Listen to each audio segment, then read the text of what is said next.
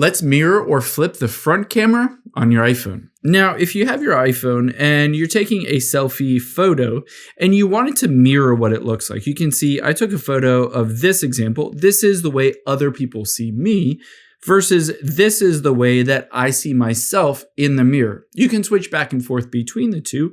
All you need to do is get into your settings.